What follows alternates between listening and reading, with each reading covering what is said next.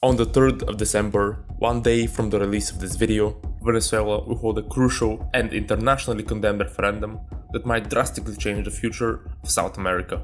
For years now, Venezuela and Guyana have been fighting in the international courts over the Esequibo region, but as the economic situation in Venezuela is beginning to worsen again, and with a victory in the international court beginning to look impossible, the Venezuelan government is becoming more desperate. The referendum will ask 5 questions to the people of Venezuela, but if you read in between the lines, what is being asked is clear. Do you think Esequibo rightfully belongs to Venezuela, and should we take it by force? For more than a century, the nation of Venezuela has been claiming Guayana Esequibo. This claim goes way back to the dissolution of Gran Colombia and the emergence of Venezuela as a separate nation, but during that process, the British Empire expanded into the then extremely sparsely settled jungle that now comprises the Essequibo region. This is how the territorial dispute originated. Back then, Venezuela could only protest the British borders, since it had no chance of fighting against the vastly more powerful United Kingdom. However, after the liberation of Guyana, Venezuela was now in the position of the vastly more powerful country. Before we begin to discuss a potential conflict between the two countries, let's first go over a brief overview of them both.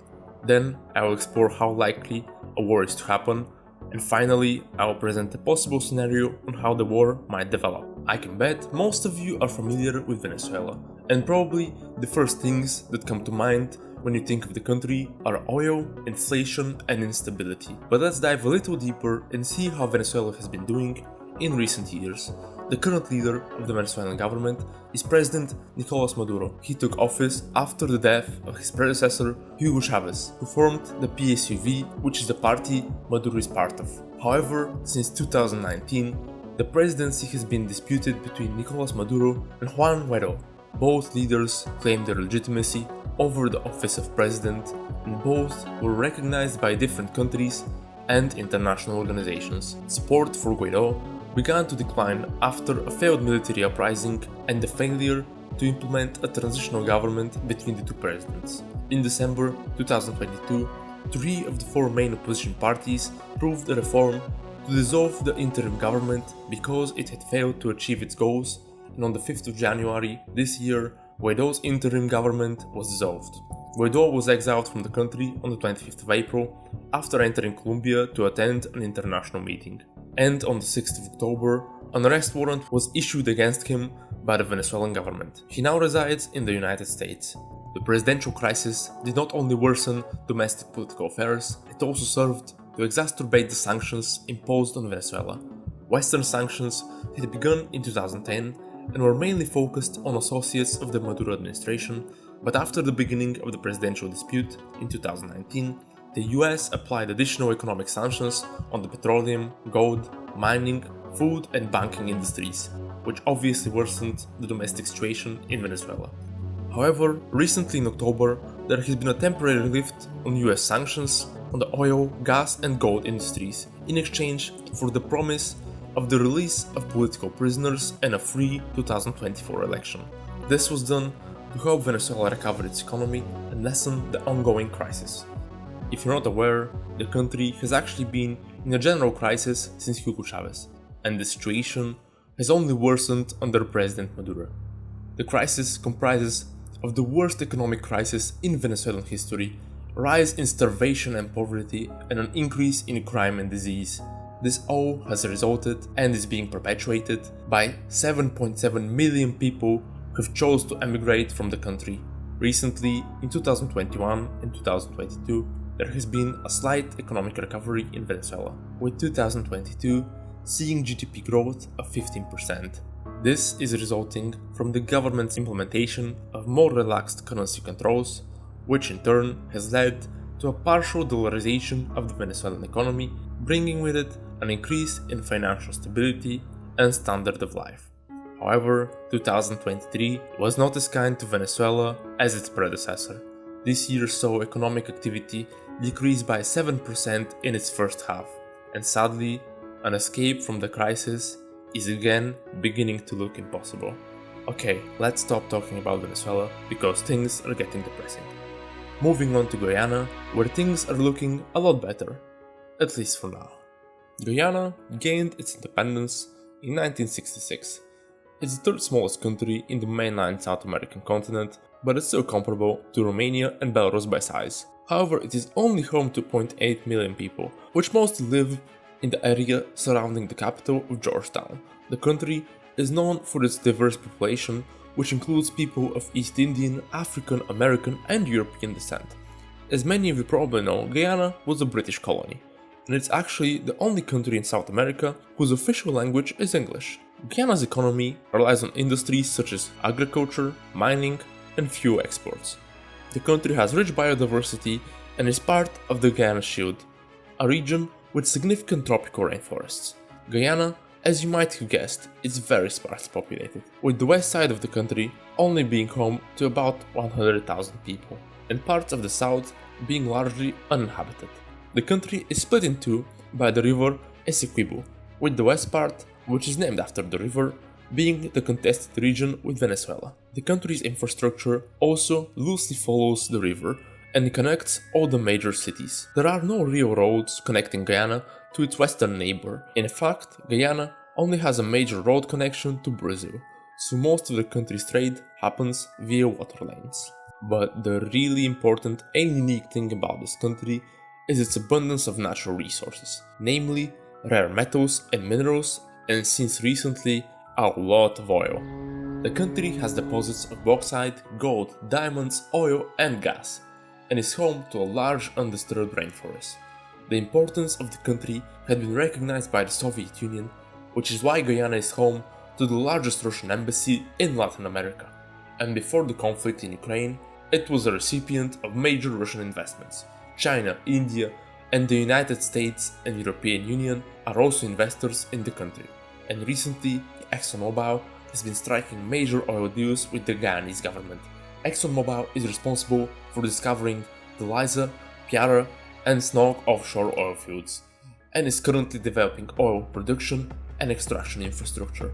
This has been denounced by the Venezuelan President Maduro, who has called the Guyanese government a puppet of ExxonMobil and the Southern Command. He also claims that the oil profits go to foreign interests and the corrupt government and do not reach the people of Guyana. When you look at the situation, it might seem that Venezuela is trying to start a war and is gathering support from its people. As I have laid out, if Venezuela is to conquer parts or all of Guyana, they will be entitled to a large share of the offshore reserves whose infrastructure has been put in place by ExxonMobil money. They would also gain parts of Guyanese rare material deposits. In theory, this will be a major benefit to Venezuela's economy, and that's why they have been trying to legitimize their claim in the ICJ. Even though Venezuela produces close to 1 million barrels per day, and comparatively, Guyana has only produced over 90 million barrels in the first 8 months of 2023. This equates to around 360 barrels per day. The fact is, oil comprises 95% of Venezuela's exports and 25% of its gross domestic product. So even though Venezuela has the largest natural oil reserve, gaining more will still massively benefit them. Also, Venezuela's oil production has been stagnating due to the economic crisis and the lack of funding, while Guyana has experienced a massive increase in production and is expecting to produce 1.64 million barrels per day by the end of the decade. So if Venezuela is to attack Guyana, how will they go about it, and how do the two countries' armies compare? The Venezuelan military, officially known as the Bolivarian National Armed Forces, plays a significant role in supporting the government in defending the country's sovereignty. The military is equipped with a mix of domestic and foreign-made hardware. The country has acquired equipment from various sources, and its national inventory includes tanks, aircraft, naval vessels and small arms. They have around 28,000 vehicles in stock, 352 of which are tanks. They have 250 aircraft and 46 naval vessels. Venezuela has a relatively large pool of manpower, with 137,500 active personnel and 3,000 reservists. Additionally, Venezuela can utilize paramilitary groups like the Collectivos. Now let's move to Guyana. The Guyana Defense Force is the military organization responsible for the defense and security of Guyana. It consists of several branches, including the Army, Coast Guard and Air Corps. Guyana has a very small military by comparison, with only 4,600 active personnel, and 3,000 in reserve. Guyana owns 46 military vehicles and 17 aircraft. You might think Guyana is going to get destroyed in a war, but they do have some major advantages. One is foreign support. Guyana would definitely be the international favorite in this conflict.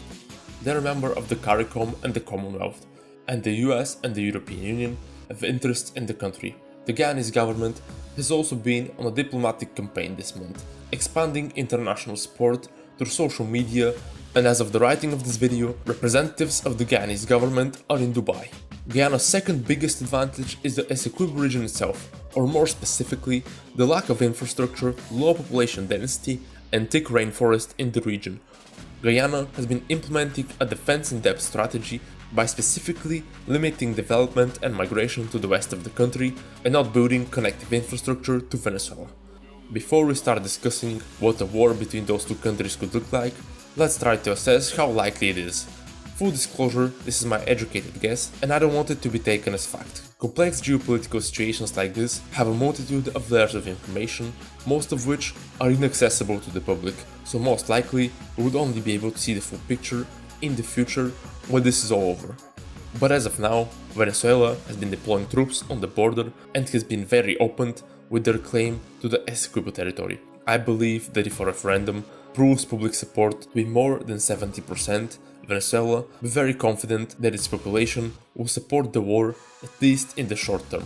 However, this whole thing could just be a stunt to stir up nationalism so the people are distracted from the worsening state of the country and the migrant crisis. Guyana, on its part, has actually been acting very strangely, seemingly not organizing any military build-up and solely relying on foreign support if a war is to happen. The visit to Dubai could also be viewed as a preparation for a government in exile and lack of confidence in the country's defenses. My current guess, with recent events in mind, like the war in Ukraine and the civil war in Myanmar, as well as the general increase in tensions and the perceived US weakness or indifference to those situations, is that there might be around a 20% chance of the war breaking out in the next months. The war could start with a straight-up invasion, like in Ukraine, or there could be some special operation to coup the Guyanese government or to achieve important strategic or tactical goals. The war could also be further justified by a skirmish on the border or by some sort of staged domestic incident in Guyana. No matter how the war starts, Venezuela would be faced with the challenge of passing through the western rainforests of Guyana so they can reach Georgetown and secure the population-dense areas of the country. If Venezuela somehow manages to land a successful naval invasion or launch an offensive big enough to overwhelm the guerrilla defense that Guyana can put up in the jungle, Venezuela could secure victory. But this should all happen within a month or two, since a more prolonged war would completely cripple the Venezuelan economy via sanctions at the expenses for the war. A prolonged conflict also massively benefits Guyana, as it will have time to receive foreign equipment and training. Most likely, Venezuela will not be able to quickly penetrate the jungle defense, and a naval invasion can easily be blocked by the Caribbean countries and might even provoke a full-on US military intervention. Speaking of the United States, I can see three paths that they can choose.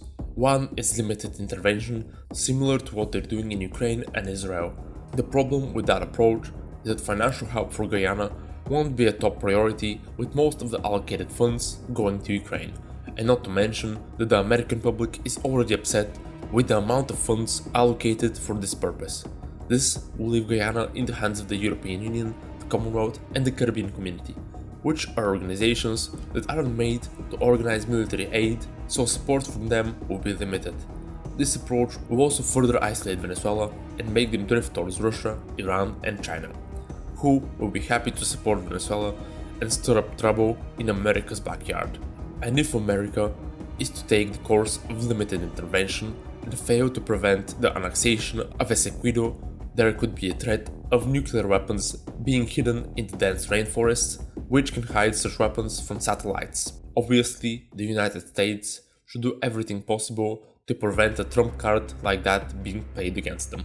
This leads us to the second option, which is a full-on invasion and possible occupation of Venezuela. This is a high-risk, high-reward operation. Such an endeavor can provide many benefits to the United States. As I mentioned, US sanctions were partially lifted in October, and the reason for that could be the US wanting to relieve domestic economic pressure. A stable and affordable source of energy will help the United States inflation problem. But maybe the biggest plus will be the restoration of the United States as the world's police and the beacon of democratic strength. This is exactly why the invasion of Iraq in 2003 took place. Recent events could be pinned on the perceived United States weakness after the botched withdrawal from Afghanistan and the stalemate in the Ukraine war. The risk of this option is that the invasion might be a disaster and/or that public support might plummet, forcing the United States to pull out of Venezuela, which would erase all benefits an operation like this might have and exacerbate the drawbacks. Not to mention that the current administration will have no chance in the next election. Overall, if the United States is to invade, it would probably be with a large delay from the initial declaration of the war, and Guyana might be partially or fully occupied. The US invasion has to be quick and decisive, destroying the Venezuelan air and anti-air forces in days and obliterating organized resistance in the following weeks.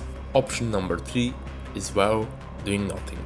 This will not push Venezuela towards Russia and China and will actually bring them closer to the United States. Of course, the US can't publicly support Venezuela, but there could be deals made in secret. I do not believe the US will take this option, as it will make them look even weaker on the world stage, and the Biden administration's chances for a re-election will get worse. Overall, the war, if there is to be one, might last for a maximum of 6 months, and Venezuelan chances for victory are negligible. This is what I have to say about this topic so far. Very soon I'm gonna release an alternate future video which explores this exact scenario using the most recent information available. So if you wanna stay on top of the situation and see my predictions for a possible future, make sure to subscribe so you don't miss the next video. With that said, if you wanna watch one of my alternate history videos, click here. It's good, I promise.